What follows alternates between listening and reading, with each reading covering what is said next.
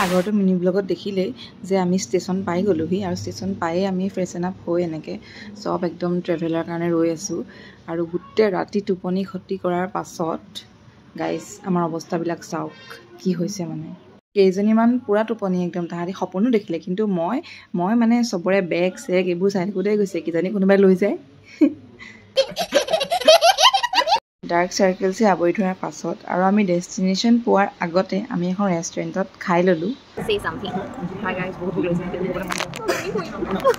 মন নাই যোৱা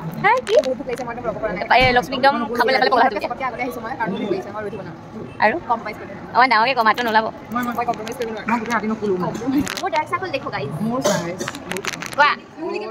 গাইজ খানাৰ কথানো কি ক'ম এনেকুৱা এক্সপেঞ্চিভ খানা খাই মজাই লাগি গ'ল আকৌ আমাৰ যাত্ৰা আৰম্ভ হ'ল শ্বিলঙলৈ আৰু এই আমি গৈ আছোঁ একদম মানে টোপনি ধৰিছে কি ক'ব আৰু গাইজ চব ভাগৰুৱাই আৰু আমি ভিউ চাই আমি এয়া পাই গ'লোগৈ য়েছ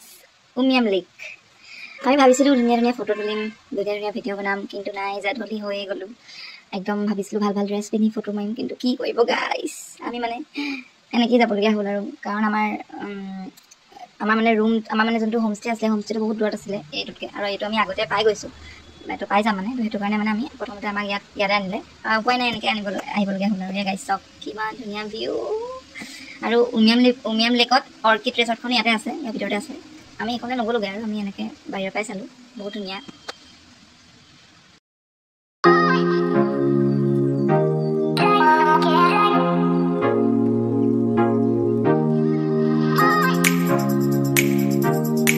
লগত ইমানেই আছিলে পাছৰটো ব্লগ আহি আছে